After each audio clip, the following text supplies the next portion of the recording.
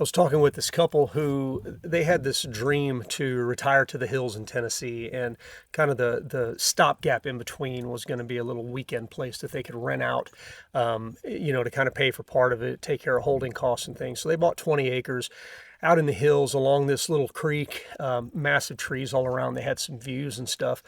And they got to work on the plans, and what they were essentially going to do is put in several cabins, and the zoning for the area said that if they put what they wanted to in, that it was going to be technically considered a hotel.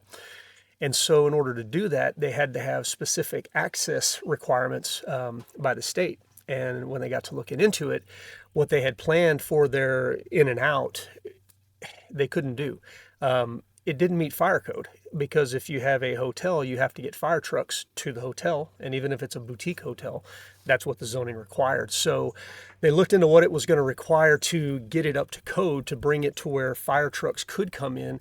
And just to move the dirt to widen the road was going to be an extra $45,000. And then they had to make it to where it was going to have a high enough weight rating that they could bring in pumper trucks, or water trucks, I should say, in order to fight a fire if something happened. So needless to say, this dream that they had and the land that they bought was completely worthless to them. They could not do what was in their minds on this property. And the truth is that most cabin dreams like this, even if it's a single cabin, a lot of them die before they ever even have the first nail hammered or the first shovel stuck in the ground. And it's not because of money to purchase the property or anything like that. It's because of things like utilities. It's because of things like zoning and requirements, in this case for fire lanes and stuff like that. And it comes back to the traps that, people normally don't think about and nobody really warns you about. So in this video, what I'm going to do is I'm going to talk to you about those potential mistakes that I see people make. I'm going to teach you how to avoid them. And the whole goal here is to bulletproof this cabin dream before you start looking for land, so you know how to make it come true. And the way I'm going to go about this is I'm going to answer questions that I'm typically asked about stuff like this, both, not only on my website, but social media and in person when I'm talking to people about things like this. These are the questions that people ask me. And so that's kind of the format that I'm going to use for this. One of the biggest questions, and not really questions, it's just what an expectation of somebody is. If you buy a house, you're going to look for the best deal in your price range, right? And so a lot of people ask, well, why can't I just buy cheap land and just put a cabin down? I mean, it seems that easy, right? And my first response is, land's cheap for a reason. Nobody's giving their land away. Landowners usually are not in that type of bind to where they're just going to give it away at 70% of the value. And usually if you see land that's a lot cheaper than everything else around, it's because there's something wrong with it and the owner can't do what they want to do with it. So they're just trying to get rid of it. One of the things is slope on a land. If you're looking for something in the mountains or in the hills, a lot of times you've got a really big slope and people don't accurately estimate what a foundation is going to cost if you're trying to build out over this cliff and take in these views, right? So that's one of the first things is slope. If you get land with a lot of slope, your foundation costs can go way up. The second thing I see a lot that kills these deals is the type of soil. If somebody buys it, they can't put a septic system in, or the septic system is going to be a lot more expensive. They're like, I can't do what I want to do. I'm just going to get rid of it. But you can mitigate this. One of the first things you do with soil is, and one of the reasons people can't do it is because of that septic. So get online and find the web soil survey for that area and just look what the area is good for. I mean, it'll tell you, yes, this is good for septic, or no, it's not good for septic, or groundwater, or even construction for that matter. So the web soil survey is a huge tool that you can use. And then the third thing is always floodplain. And it's pretty easy to get onto the FEMA floodplain website or in the map. And you can look and you can put in an address, or you can pan that map around, and you can find specific sites, right, and look at what the floodplain is. But while a lot of people are comfortable with floodplain and they understand that, what a lot of people don't understand is floodway and the difference between those two. You can do stuff in the floodplain. Now, it may not be exactly what you want. You may have to raise a cabin up to get it to be insurable or something like that. But floodway is completely different. You're not going to do anything in a floodway outside of, maybe putting in a golf course or making a nice manicured yard or something like that. So floodplain versus floodway. And again, these are the reasons that people sell land cheap, cheap is because they ran into these problems after the fact, realized, oh crap, I shouldn't have done this. And now they're just trying to get it and lose as little money as possible, but get it sold so they don't have to worry about it. And so when we go back to the question of, can't I just buy a piece of land and put down a cabin? Sure, the cabin's the easy part. It's everything that goes around the cabin that's difficult. Again, how expensive is that foundation? Is it in a floodway? Is it in a floodplain? Do you have to elevate it? That's the part that's difficult. So that land is cheap. Yep, you better find out why. And even if you look at that and you say, okay, this land is cheap, but I still think I can do what I want here. Like, you do your research, you do your due diligence, and you think about it. Okay, so, the slope is manageable. It's not in a floodplain, things like that. Well, the gut punch a lot of people get is the thing that's next, and that's trying to put in infrastructure for it. And so the next question I get a lot is, well, what's the most expensive part of building a cabin? And people assume it's either A, the land, or B, the cabin itself. But that's not it at all. It's the infrastructure. We mentioned one of them already, septic systems, right?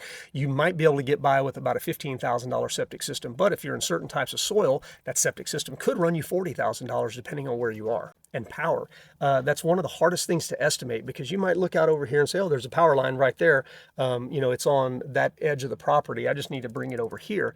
But a lot of people aren't good at judging distance, and power to bring it in overhead can be anywhere from $25 to $40 a foot. If you've got to bring power a half mile, you might be talking $60,000 or more just to get power to the site that you want to put a cabin. Then you have to deal with water, and some people will haul water in. You can do rainwater collection and things like that. But if you want to put in a well, the biggest concern is you bring a well company in and they dig a 400-foot hole and it's dry. It's dry rock. The well companies don't know exactly what's down there. If you get a local well company, they should be able to give you a pretty good idea if they've dug in that area. But even in areas that are known to have water, I've had people go 400 and 500 feet down and not find water. That's a $20,000 hole in the ground. The well company's not digging it for free. That's coming out of your pocket. And if you hit a dry hole, then, okay, now what are you going to do for water? You're $20,000 in. Are you going to build a $20,000 rainwater collection system? Or are you going to put another $20,000 hole in the ground? These are where these costs start to add up. And I've seen it online before in some of these forums. People are like, okay, I'm budgeting for a cabin. I'm going to build it on a piece of property, and I'm budgeting, $50,000 or $60,000 all in. And I've seen utility costs for $90,000 just to get utilities to the site. It's not the cabin. The utilities are way more than what the cabin is. And when people just don't have that understanding of what things cost, can really, really get them in trouble. But you've got that taken care of, all right? You found, let's say you find the holy grail of land. It's the perfect piece of property that you're looking for. It is the budget that you're looking for. Somebody has already brought electric to the front. Maybe it has water to the front. So, your utility costs, are going to be fairly low at that point. It's the holy grail of land, okay? Now you got to check out your zoning. And in addition to the zoning, it's the permitting. And that's a question I get a lot. Okay, are there zoning restrictions on rural property? Do I have to pull permits to build a rural property? And the answer on zoning is maybe there is, maybe there isn't.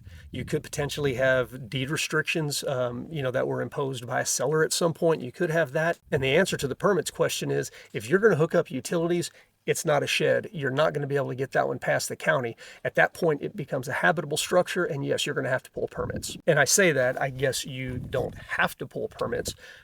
If you don't pull permits, you could build your cabin in cash and have everything there and just hope the local government doesn't find out about it.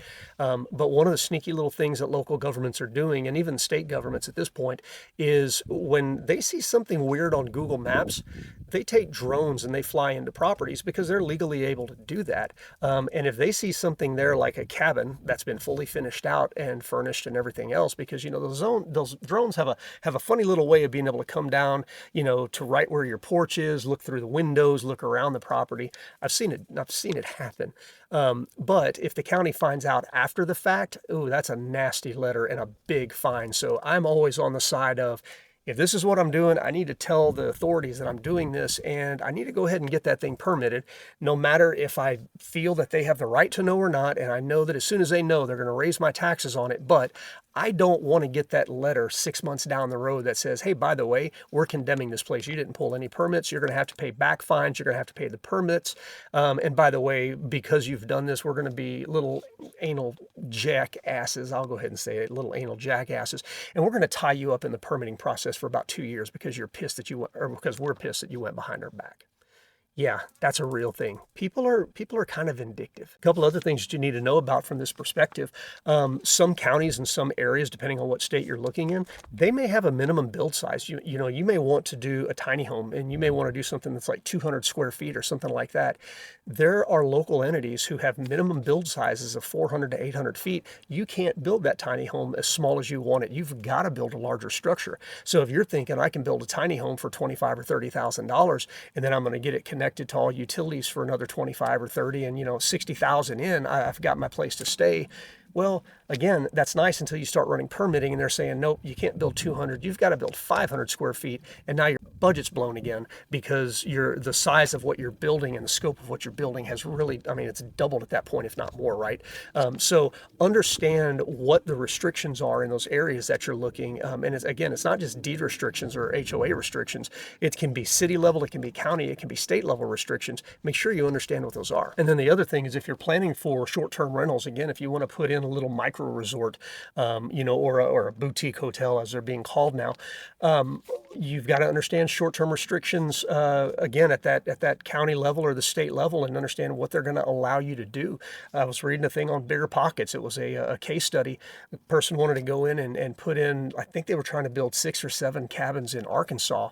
And when they went in and started checking restrictions, the density for that size of land only allowed them to build 2 cabins. So they were running all their numbers, RevPAR and all this other stuff, and trying to get their pro forma together based on putting in, again, whatever it was, 6 or 7 cabins. But when they found out they could only put 2 cabins in because of the county's density requirements for short-term rentals, completely blew the budget on it. Now, luckily for them, they hadn't purchased the land yet. They were doing this as a part of due diligence. But again, knowing these things up front is really, really important. And notice I said earlier, you don't necessarily have to get permits if you want to tempt fate on that, if you're building in cash. But a lot of people aren't building in cash. So the next question is, hey, can I get a mortgage for building a cabin? Is that something like, can I pull out a construction loan to build the cabin I want and then convert that into a mortgage? And there's a lot of little nuance around this, right? If you start and you have the land in cash and you own it already, okay, can you get a construction loan? Well, you're going to go to a local lender at that point, somebody that that lends in that area. We're not talking about Wells Fargo and things like that. We're talking about Pioneer Bank, Sunflower Bank, things like that, ones that most people have not heard of. You're going to go to that local bank and you're going to talk to them. Now, some of them may have the ability to finance a small home, but a lot of the ones that I've been a part of, your home is going to have to be a certain size, or it's going to have to cost a certain amount for them to actually give you financing for that construction loan. Now, you can get around that a little bit if you're going to purchase the land and build the cabin all with one loan. And again, you got to talk to those local resources, but don't think that you're just going to go and pull a regular mortgage like you would if you were building a house or something like that. I mean, in fact, a lot of cabins aren't big enough to actually qualify for what you would consider conventional financing, that permanent financing at the end of it. So even if you get a construction loan, you have to talk to that bank like, hey, do I have the ability, if I'm going to build a 600 square foot cabin, do I have the ability to convert this thing to a conventional mortgage at the end? You may or may not have that possibility. This is all front-loaded information that you've got to find. And if you know that you're building in a certain area, I say this all the time, make sure you have resources on the ground in that area that you rely on, that you trust to answer these questions. If you're looking in a lot of areas, what I recommend to people is try to zero in on 1 or 2 and then make those relationships locally. I always recommend having a realtor locally. You may not think you need one, and that's cool. But I always recommend a realtor. I always recommend a local lender, and I always recommend a construction contractor locally. If you don't have those people, you can't find somebody that you trust, reach out to me. If it's in Texas, either myself and the people that I know in Central Texas, or I know a lot of people around Texas that I can make recommendations to you. But also, if you're looking for a professional out of state, I have a lot of relationships outside of the state of Texas that I can help. So you have to have those local resources on the ground, especially if you're not there. So if you need those, let me know. I can help you with that. And the other part of that is, and I kind of skirted around it here, but I didn't really answer that question. If your plan is to buy the land in cash and then finance your construction, you have to talk to that construction financer, that construction lender, before you buy the land. Because again, if what you have planned you can't find financing for that construction part, you may close on the land in cash, find out you can't finance the construction, and now you've got to do one of 2 things. Either A, you give up your dream, Or the other part of that, maybe you hold on to it long term and try to raise the money in cash to pay for that construction in cash. It's not ideal, especially if you were hoping to maybe build on it in the next year or two and start enjoying it. Well, now it may take you 10 years to raise cash funds to actually build what you want to build. Okay, again, approach the construction lenders up front to find out, hey, can I actually do this? If I do buy it in cash, will you be able to give me a construction loan to build this thing that I want to build on it? Okay. Sometimes you can, sometimes you can't, but I need to know that information up front if I'm buying land. And now at this point, if you're still with me, I mean, we've gotten through all of this. You've done all your due diligence. Okay. You're up to speed on everything. You've got it. You found the property, but before you buy it, take into consider any hidden fees and holding costs that you may not have thought about before. One thing that I'm seeing a lot in Colorado right now, where I personally own short-term residence or short-term rental properties, is there's a lot of argument going back and forth with local entities to try to outlaw them. Or to require certain things be in place so that you can run them again as a hotel. That's what a lot of the governing bodies are trying to do right now. They're trying to say, no, this isn't a residence anymore. This is a hotel because you've got people coming in and out. Okay, well, what do they require for hotels? If what's legal today, tomorrow, a county government says, hey, by the way, again, you're going to have to widen this road. We need better fire access. That could be $20,000 or $30,000. You have to have a fire suppression system in your home. That could be $100,000 or more. So that's a hell of a hidden fee. So you want to understand what's going on in the local government. We own one that they're trying to outlaw short-term rentals in the entire county. It's not like we can bring anything up to code to fight that. If they outlaw those short-term rentals in the whole county, well, we've got a property that now our only options are to eat it, sell it, or rent it out long-term. Okay, and we're starting to have conversations around that now too. So make sure you understand what the climate is like where you are. And by the way, when we bought that property, there wasn't any talk of this, and that was about 3 years ago. So it's gone from 0 to 100 in 3 years, and now we're like, okay, what's our next step here? The other thing is, especially if you're doing short-term rentals or rentals of any type, or even if you're just going to keep it for yourself, is dreaming of that solitude, having that thing way out in the mountains or way out in the sticks. Okay, that's great. You better have a plan for paying for snow clearing. Have a plan for paying to get people out there to do repairs, because if it takes an hour to drive somewhere, they're going to charge you extra fees to get there. And then if they get there and they don't have the right part that they need, they're going to charge you to drive back into town to get it and go back out.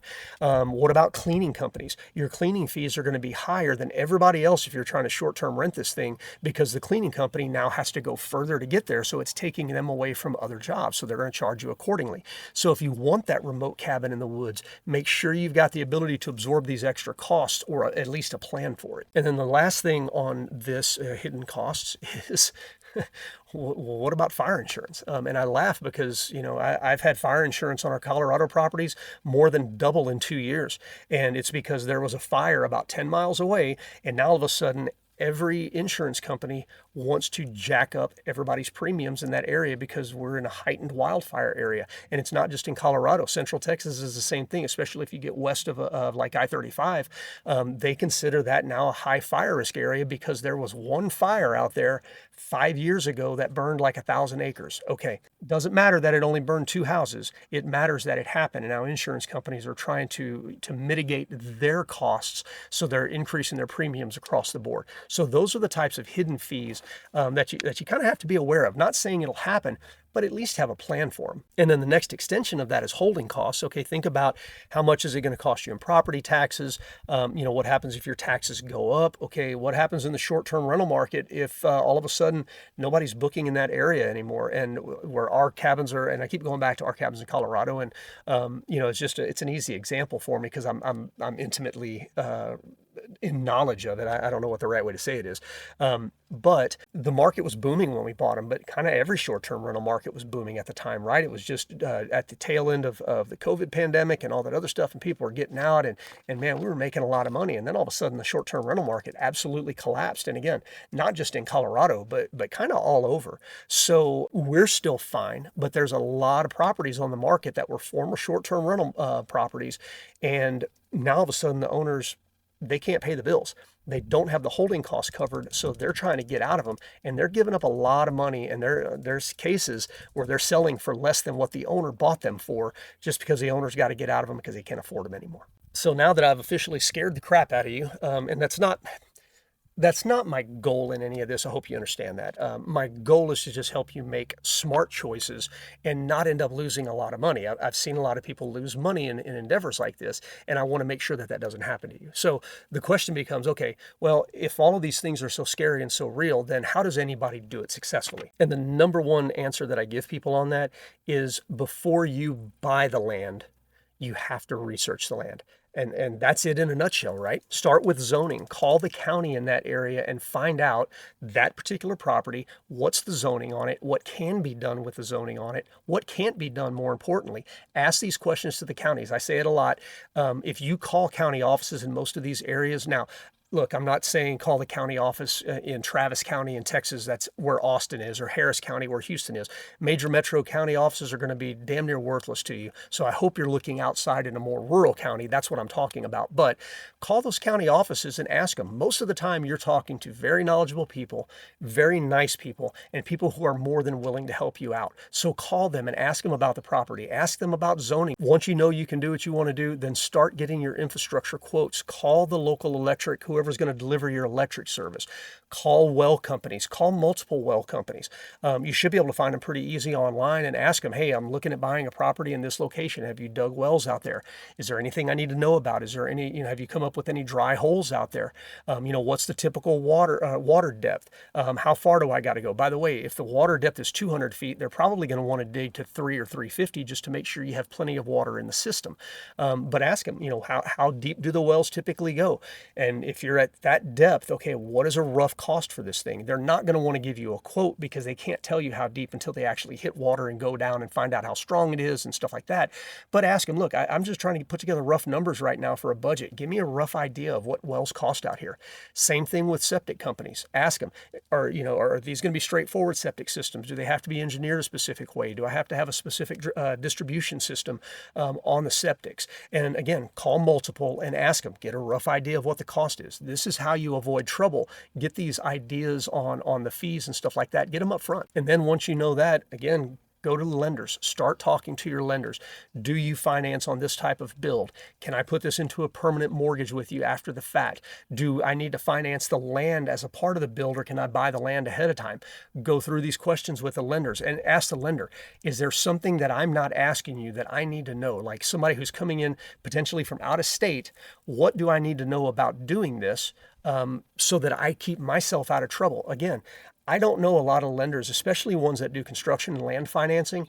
These are salt of the earth people. I don't know a single one that's going to mislead you if you ask them questions like that. They're going to be genuinely concerned and want to help you out. That's the kind of people that they are. And again, I go back to that local team, right? Your lenders, your contractors, whether it's well, septic, the person who's going to build your house, the realtors, you've got to have those people, and you've got to be able to trust them, vet them out, ask them for referrals, check them out online. All of that stuff's available to you now. Vet them out and rely on those people and ask them a ton of questions up front. Look, if you're worried about asking somebody questions, you're working with the wrong person. Like if you came to a realtor and after 2 or 3 questions, the realtor seemed like they got upset with you for asking questions and they didn't have time for it, go find another damn realtor. Same thing with a well person or a lender. You need to find somebody who's patient, who's willing to walk you through this, because not everybody's doing this, on a daily basis or a yearly basis. This may be the only time in your life that you do anything like this. So you need to have somebody who's going to be patient with you, who's going to take the time, and who's going to actually tell you